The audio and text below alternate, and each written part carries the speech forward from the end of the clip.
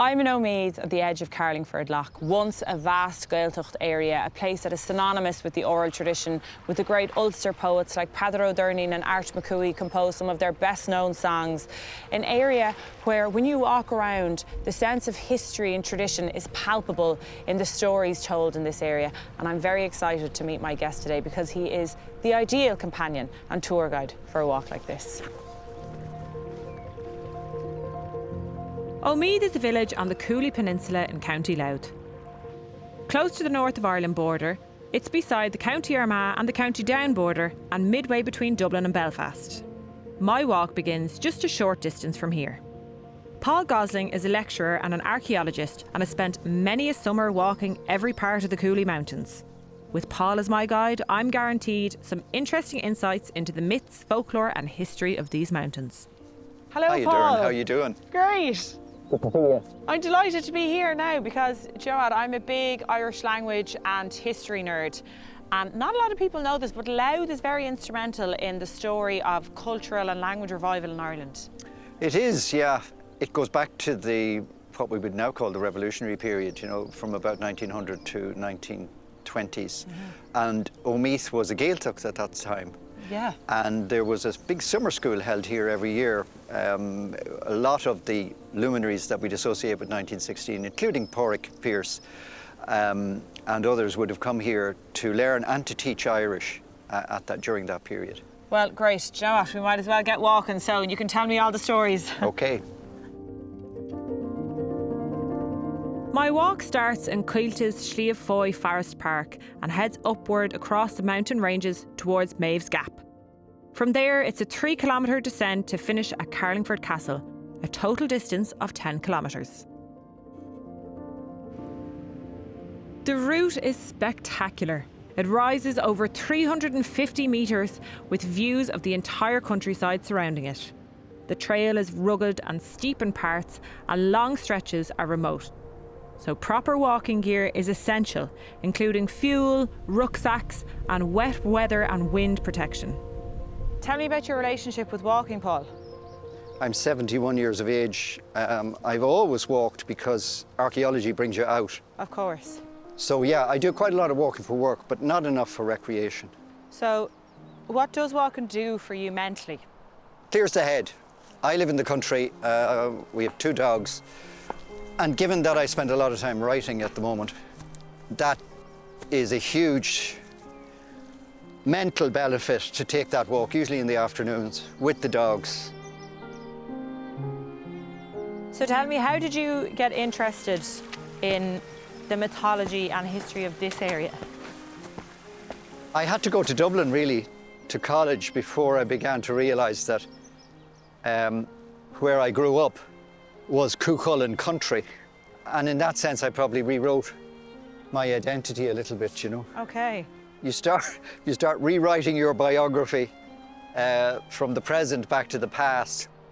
And it was kind of St. Paul's conversion on the road to Damascus, you know. So I went home and I started to write. And I've written about 15 papers now on this. Come on, Paul, we better run for cover. Woo! There you go. You need the shelter, or you need to be prepared for all weathers. I didn't bring a hood today. I know, and mine's dripping. Mistake. That's a lovely hat. Where'd you get it? It was knitted for me by a French woman in Mullingar. Oh, very nice. And everybody thinks I'm Tommy Tiernan. It is very Tommy Tiernan-esque. Yeah, but he's moved on. Okay. Right, Paul, well, if we wait for the rain, we'll never get going. So I suppose we better make a move. What do you think? Lead on. This is a very literal way of air drying ourselves, you know? It certainly is. I feel like now I know what the washing on the line feels like. Look at that, Paul. Wow. Isn't that just... If you don't like the weather in Ireland, wait 5 minutes. Oh, well, I mean, that's very true as well. Thanks be to God, it's after clearing an awful lot for us. We can nearly see down to, I'd say, Dorky at this stage. Oh my God. Can't get over that. That was such a quick change, wasn't it? This is easier going now here. Isn't it just? I'll tell you, I can't remember the last time I've seen a view like that. It's just breathtaking.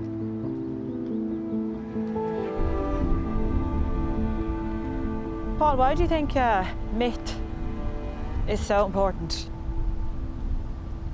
Well, it kind of gives us a frame of reference to understand the world. I think that's less so today, but then again, you could actually say that religion gives us a frame of reference. Yes.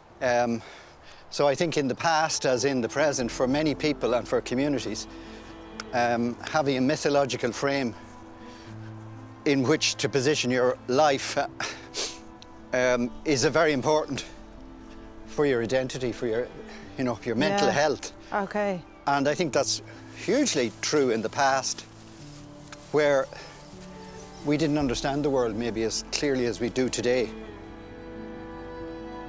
So the role of myth was to explain the cosmos, the circle of the heavens, the movement of the seasons, and where we're coming from, and ultimately where we're going.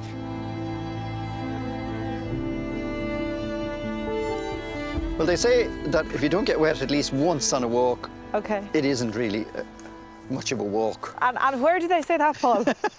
Well, we're serious walkers. Yeah, we'll be getting an old Purple Heart or something. Oh, I think so. No, I think we have to go this way. Okie doke.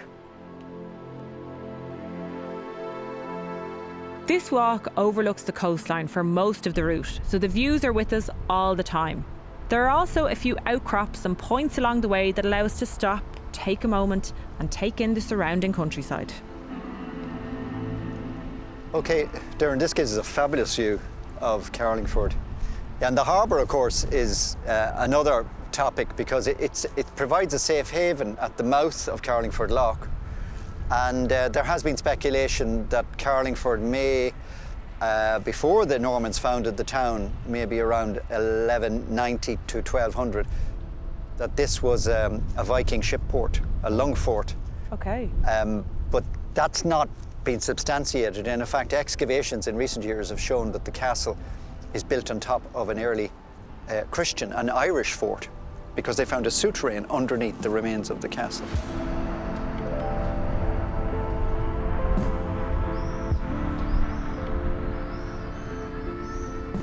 Close to the top now. OK, to BARNAVAVE. And of course, Maeve, was she a Sligo woman? She was definitely a Connacht woman. Yeah, funnily enough, all the places in Ireland that have Maeve associations are north of a line from Galway to Dublin. OK. So she's very much a northern phenomenon. Right. And she certainly left her mark here because, as we shall see in a few minutes, she slighted the borders of Ulster so that they would remember that she had been and stole their prize bull. Oh, I like it. Hell hath no fury like a woman scorned. Exactly. This is where we leave the Golian, Doireann, and we turn up towards Queen Maeve's Gap. Here we go. And this will be the last climb of the walk. Thanks be to God, says you. Ha.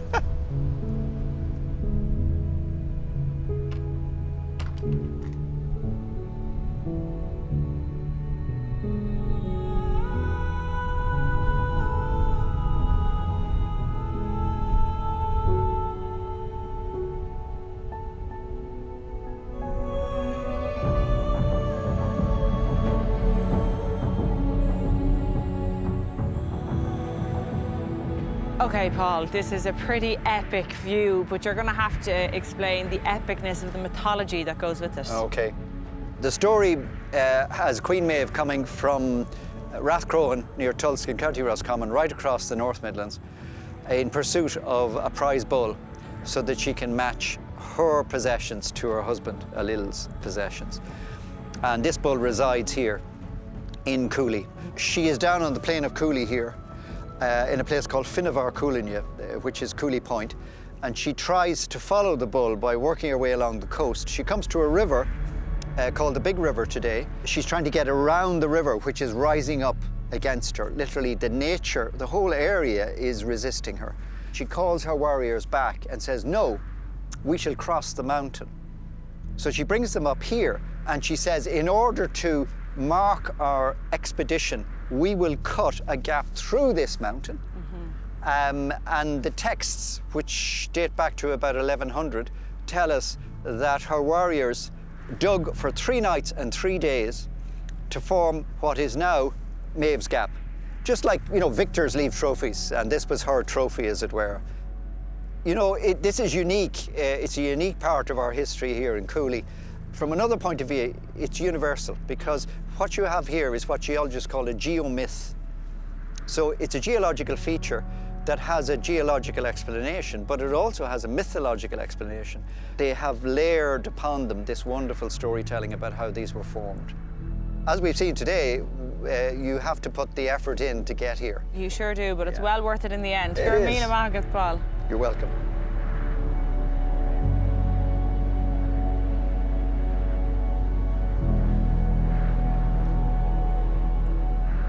The final stretch of this walk is a gentle descent towards Carlingford.